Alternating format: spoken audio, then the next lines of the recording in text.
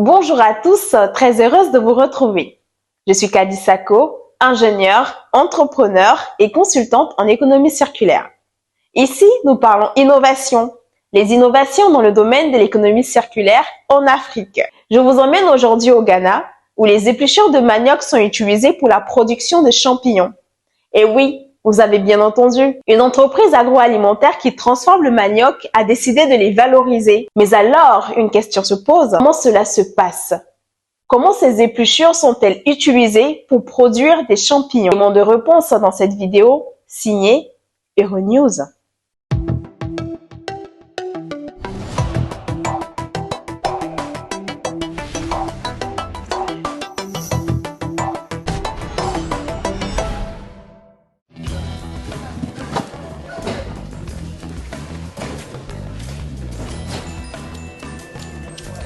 Comment améliorer la valorisation des déchets alimentaires dans les pays en développement, créant ainsi une source alternative de richesse?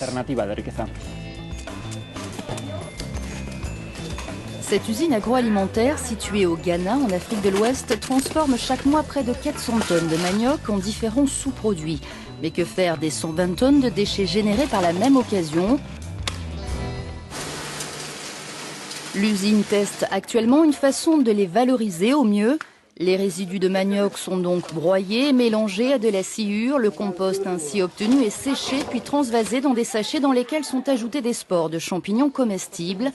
5 jours plus tard, les premiers champignons commencent à sortir. Notre revenu global a augmenté d'environ 15% avec la culture de champignons, 15% par mois.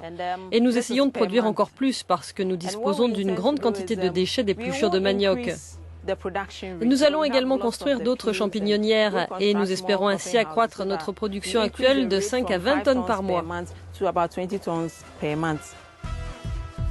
Ce procédé innovant de valorisation des déchets de manioc a été en partie supervisé ici, dans cet institut de recherche agronomique d'Accra, la capitale du Ghana. Le manioc se décompose rapidement, donc la durée totale de culture des champignons est relativement courte. En plus, le manioc renferme les nutriments essentiels dont les champignons ont besoin pour pousser.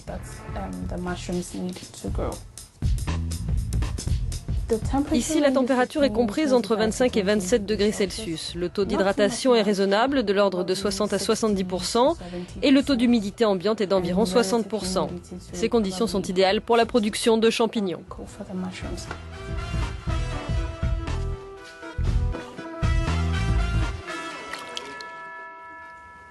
Quels autres secrets les déchets de manioc recèlent-ils? La réponse au Royaume-Uni.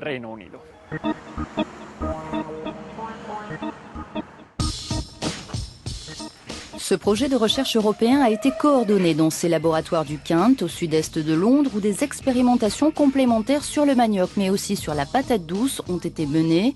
L'occasion pour les scientifiques d'en apprendre davantage sur de nouveaux modèles de compostage naturel. Nous avons réussi à maîtriser l'étape de la fermentation du manioc. La chaleur qui se dégage naturellement permet en fait de stériliser le produit sans avoir recours à un procédé industriel. D'où un impact bien moindre sur l'environnement.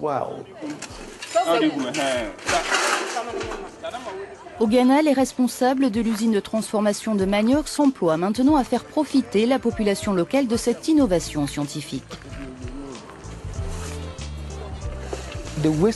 Les déchets que nous générons peuvent créer des revenus et des richesses supplémentaires pour d'autres personnes.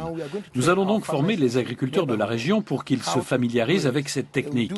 Nous allons leur fournir les sachets et ils pourront produire leurs propres champignons et disposer d'un revenu complémentaire.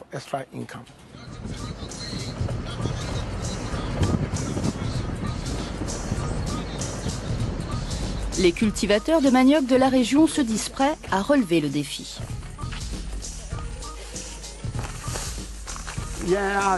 C'est une possibilité intéressante pour nous, agriculteurs. Nous pourrons gagner un peu d'argent en plus entre deux récoltes de manioc. Nous sommes prêts à suivre les instructions et le savoir-faire des scientifiques pour valoriser les déchets de manioc.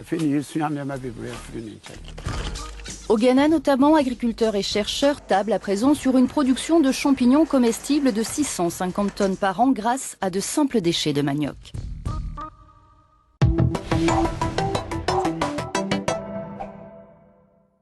Eh bien, vous l'avez compris, c'est un modèle à dupliquer un peu partout en Afrique, car cette ressource, elle ne manque guère. On se retrouve pour une prochaine vidéo. Au revoir.